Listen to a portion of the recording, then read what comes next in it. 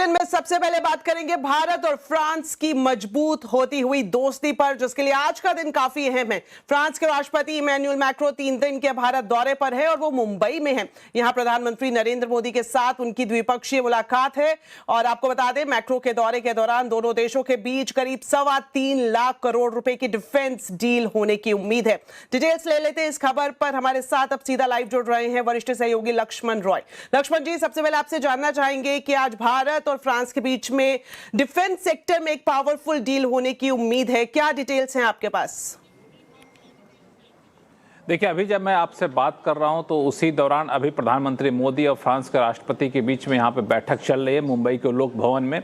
और अब से कुछ ही देर बाद करीब 4:15 साढ़े 4 बजे दोनों देशों के बीच नेताओं के बीच बैठक खत्म होगी। बैठक के बाद साझा बयान आएंगे और कई सारे क्षेत्र में यहाँ पे MOU साइन किए जाएंगे, चाहे न्यूक्लियर एनर्जी का मामला हो, एनर्जी सिक्योरिटी का मामला हो, स्किलिंग का मामला हो। लेकिन इन सब के बीच में सबसे महत्वपूर्ण जो MOU साइन होना, जो डील साइन होना, उसमें आपको डिफेंस सेक्टर को लेकर के है। ये अब तक का सबसे बड़ा डील माना जा रहा है रक्षा डिफेंस सेक्टर के लिहाज से कहें तो। दोनों देशों के बीच में 3.25 लाख करोड़ रुपए के डिफेंस डील होने की संभावना है। इसमें सबसे महत्वपूर्ण होगा, भारत को फ्रांस की तरफ से 114 राफेल फाइटर जेट मिलेंगे। 114 राफेल फाइटर जेट मिलेंगे। इनमें से 24 राफेल जो होंगे वो सुपर राफेल फाइटर जेट होंगे। और नई डील में ज्यादातर जेट जो है F4 वर्जन के होंगे, यानी सबसे एडवांस वर्जन के होंगे। अब तक भारतीय वायुसेना में F3 वर्जन के होते हैं। ये जो F4 जेट होंगे, इसके डिलीवरी की शुरुआत 2028-29 से शुरू होगी और 2030 के बाद मिलने वाला जेट F5 यानी सुपर राफेल होंगे।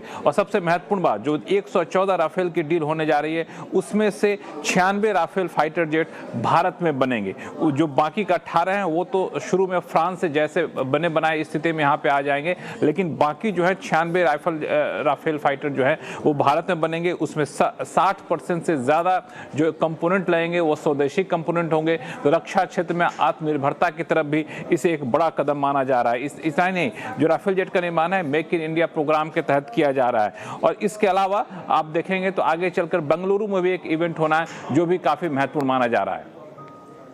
बिल्कुल लक्ष्मण जी, राफेल के अलावा और कौन से दूसरे मोर्चे हैं जिस पर बड़े ऐलान होने वाले हैं?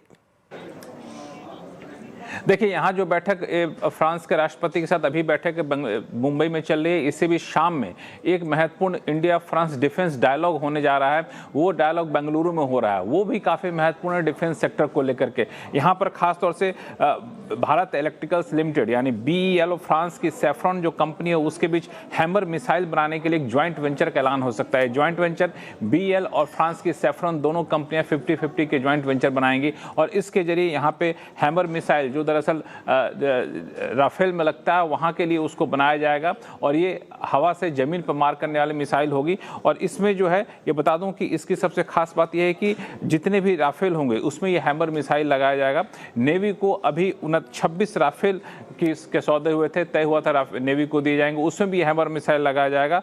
और इतना ही नहीं, डिफेंस कॉपरेशन एग्रीमेंट एक है भारत और फ्रांस के बीच में, उस डिफेंस कॉपरेशन एग्रीमेंट को अगले 10 साल तक के लिए और जारी रखने का फैसला लिया जाएगा। इसका मतलब ये हुआ कि सिर्फ BEL और सैफ्रॉन ही नहीं, बाकी दूसरी कंपनियों के साथ फ्रांस के रक्षा संबंधी क्षेत्र में ज़्यादा व्यापक सहयोग होगा। मैन्युफैक्चरिंग कैपेसिटी जो डिफेंस सेक्टर में, उसमें ज़्यादा व्यापक सहयोग होगा आने वाले दिनों में। इसलिए इस दौरे को काफ़ी महत्वपूर्ण माना जा रहा है।